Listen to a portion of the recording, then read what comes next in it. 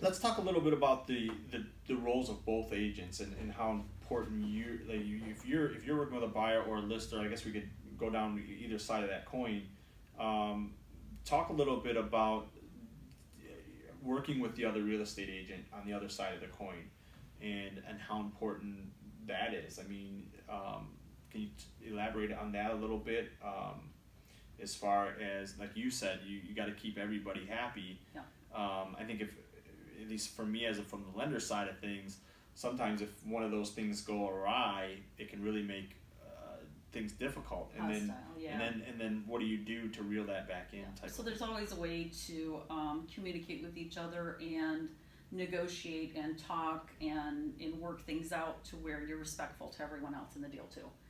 And I've always felt like that. I feel like we all do really well communicating, even with an agent that's representing somebody other than our client. Absolutely. So, yeah, I feel like it's just communication. Okay, so let's switch gears a little bit here. If I'm a buyer or a seller, and we probably could go down each road here. If I'm making that call, what should I be prepared, or what should I be prepared for to be able to give you so that you guys can do what they need you to do? In other words, if I'm a buyer calling you and I say, hey, I want to buy a house, what kind of questions are you going to ask me that I might want to be prepared for before I make the call? I'll let you answer that. So I guess the first question you're going to ask them is if they've been pre-approved. Mm-hmm. Good answer. Yeah, right? And if they haven't, I have a great lender. But no, really, if they've been pre-approved and, what their time frame and kind of looking for and what exactly they might be looking for, get some backstory on them, family, are they growing their family, is it a single person, stuff like that, and see what exactly they're looking for. But my first question would be, who are they pre-approved, because that is the first step in getting. And if they are not pre-approved, what happens then? If you were to take them out not being pre-approved, I know what tends to happen there, but what tends to happen there when you take them out to a house and they're not pre-approved? What could possibly happen? They find one that they really, really like, and they want to put an offer in, and then it just so happens that this house is a hot house and it's already in multiple offers, and they have, in most cases, lost their chance in getting this house because it's in highest and best and they don't have that pre-approval already. So it is really quick and easy to get a pre-approval. I mean, you can whip them out in a few hours and you're good to go. You have your pre-approval and you're set and ready to make that offer. So had you just made that phone call real quick and given you that information that you needed to get that pre-approval, you could have had an offer on the table for that house and at least been in the running, because I mean, the market is hot right now. It's really hot. So it is. And I want to say, one of the things that I want to say too is not to just choose a lender from the Yellow Pages. Yes. Or from Google, or however it happens to be that you're going to search for a lender. When we recommend people, it's because we've worked with them. We do this a lot. We close a lot of properties every year. So we know inspectors, we know title companies, we know lenders.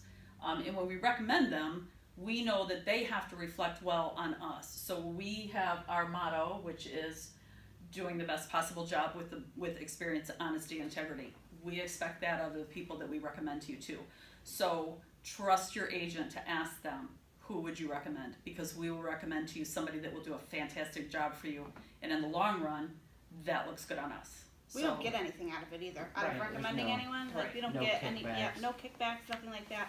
It just helps you. It helps us. I mean, it helps everything in the whole transaction, because if something's not going right in it, I know I can call John at any time of day, any time of night, and just be like, hey John, what's happening? It could be 10 o'clock at night, and he'll pick up the phone and be like, let me hop on it right now. We've texted a few times. Yeah. Yes. So now let's say they are pre-approved, and maybe Brad, you can chime in here. Let's say they have been pre-approved. So what other types of information are you gathering from the buyer to start your search for that? Well, I kind of want to go back a little bit to your first question. And I think the other thing too, aside from missing out on the deal, as Kirsten explained, is that sometimes reality and fantasy are two totally different things. I mean, personally, I'd love to go buy $1 million house. Will I be approved for $1 million house? No. If I go look at $1 million house, when I go look at a $300,000 house, they're not, it's apples and oranges, and you're going to see that $1 million house no matter where you go. So I think that's the other part of about being pre-approved, is knowing what you can afford. Some people have a pretty good idea, but credit scores also might dictate, what they can afford. So I think that's the other part about being pre-approved. Now, going to your next question about after they've been pre-approved and we know the range that we're working with, is just being as specific as possible. I think Kirsten touched on it earlier. You start with, the size of bedroom, the numbers of bedrooms, the size of it, the size of yard is a big one. I mean, I had a buyer at one point that he really wanted acreage, and he would give me houses that didn't have acreage, and they would love the house, but didn't have the acreage, so they didn't want to put an offer into it. Well, if you learn those things beforehand and you're as specific as possible, we can make your search as pinpoint as you want. And then I think Kirsten also said we can adjust it as we go along the way. You want 5 acres, but you realize you can't afford 5 acres, but we tried it for a little bit. We can cut it in half. We can cut it into, by 60%. We can do whatever it is you want, but just to learn from the buyers, what is it that you want in a house?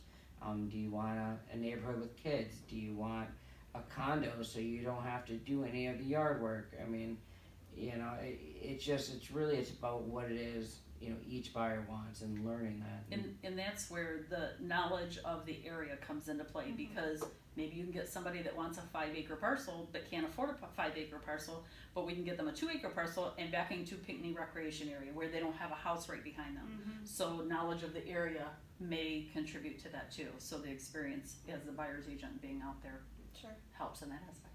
We wanted tons of property too, and we, Yeah. couldn't afford the tons of property at that time, but we back up to hundreds of state land. We have an acre and it backs up to hundreds of acres. So and we're, it gives the we're- feel yeah, that it's ours, but it's not ours. and you can use it as And we much as can you use want. it. It's Yeah, within that's walking nice. distance, so we're spelled perfect. Okay, I want to list my home. So if I want to list my home and I call you, what type of things are you going to ask me? What should I be prepared for? So I would come and walk through your house first, and I would give you tips on what you can do to the house, preferably most of the time things that may not cost a whole lot to you, that will be eye catchers, for the buyer, and that will get you top dollar for maybe a minimal amount of. So obviously decluttering is the huge one. Maybe fresh paint, maybe fresh hardware on the cupboards, on the cupboards. So there's all kinds of things that you can do that freshen up the look of the house, that will make it a lot more appealing, and it'll bring that value up to where we can ask a little bit higher. And that's where your expertise come in, correct? Because if I'm a seller, I might if I don't consult with you about what are those things that I could be doing that's going to add value or appeal. Right. I could be doing something totally different that might not add appeal, and yet I've wasted maybe time and effort and money. Right. And then you come in and say, well, my expertise is, it's this over here that you should have been doing that would. Right. So that's where you really. And also, part of the misperception right now of it being a seller's market is people think that they can just list their house as is, and it is not And that get way. top dollar. They get top dollar, and it's not that way. You're going to take a hit somewhere for that house not being in the condition that it should be in. Pictures are a huge thing. Pictures, I can't tell you how many times I see listings, and that's like a pet peeve of mine, that I look at the pictures and I go, what are they thinking? That's the first place that people shop for your home, is online, and those pictures have to be attractive enough for them to say, oh, I want to see this house. So that's a huge thing too. You can't go, snap pictures with your camera, or I mean, about the pictures. So we do professional yeah. photography on all of our listings, even the $100,000 listings. Yeah, but they all get the same quality and the same courtesy of making your house as sellable as possible. And like Tina said, pictures are important. Yeah. And we don't put it in the hands of us to try to do those pictures. We pay for the professional photography to go in there and do their profession, just like we ask you to let us do our profession and help sell your home. because we're the we're the experts in that. So we could probably do a show for 2 hours on what would go into, because there's a lot more than what people think. It's not just signing the paper and putting it on the MLS. There's a whole lot that goes into it. And it's the same thing really with buyers. Yeah, You know, it's not you get to know them, you get to know the things that are important to them. They might think one thing is important, but then after you show them a few homes, you're like, let's look at this one. I think this one fits you. And I've done that quite a few times. So have I. Yeah. I've sold houses like that. Yeah. So let's talk about a little bit about flexibility and the dynamics of your team and how it works and how you guys cover yourself. Because I know for potential clients, one of the big things is being accessible and being available. So tell me how you guys work as a team in that regard to make sure that your clients are taken care of. That is a sales piece that I tell all of my sellers, my buyers, is that there will always be someone available to answer the phone. It's important for that to happen. When we're representing you as a seller, someone calls in, we miss the call, we might miss a sale. So obviously Christian's going to be having a baby soon. Brad and I and Katie, if needed, will be here. If Brad goes on vacation to Mexico or wherever he happens to go. I would say, who was the last one to go on vacation? Yes, I did. You know? So when I was on vacation, I was able to lean on you guys the whole time. So there was always somebody to take care of the client, whether it's a buyer or seller. Well, yeah, and we can give you a list of our clients, and they'll tell you that we don't ever leave them unattended. That somebody's going to fill in, and it's worked, magically, since the team's been together, that we just flow and we take care of the business and, make our customers the number one priority, which they deserve to be. And that's another thing that people should do too, is they should Google reviews. Because our reviews, a lot of our clients will say that they were available whenever we needed them to be available. So that's something that's very important. Yeah, and what I would, from my side, being on the mortgage side, I think if someone's willing to do a review, that says something in and of itself. If somebody's willing to sit behind a computer and and actually take the time to write a review about you, to me that almost speaks at least it should speak as loud as even the words they say. Because how many people take the time to do that? Right. I will say from my perspective, I've worked with all three of you guys, and I think you guys are fantastic to work for. I know we've talked about it in previous videos about we mirror each other in the way we handle ourselves in integrity, honesty, keeping the client first. I can tell you guys in the audience that you're going to get that here and some with you guys. Any final thoughts that you want to talk about? Anything you guys want to kick around and talk about? Yeah, I mean, I think when it comes back to team dynamics too, is that we're all different people, but we all have the same kind of values and same kind of personality. And I think, we work well together, and we enjoy what we do, and we have a lot of fun with it. And I think that you could talk to Tina's clients, who I took out, when she was gone, and vice versa, same with Kirsten. And they'll tell you that they received the same quality of customer care from us as they did from Tina. And I think that's, maybe speaking for Tina, but that's what she looked for when she brought us onto her team. Absolutely.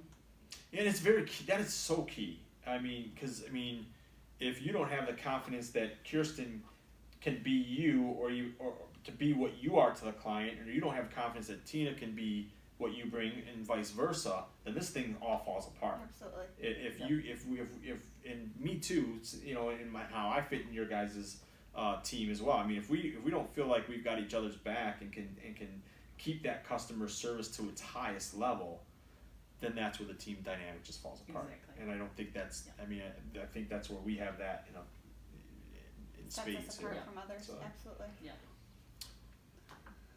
Any final thoughts? No, I think we covered pretty much everything. Well, I will say this: if you guys are looking for a real estate team that will take care of you, this is the team that will take care of you. And I speak from experience with them. I've done many deals, work with all of them, and give them a call, and they will take care of you.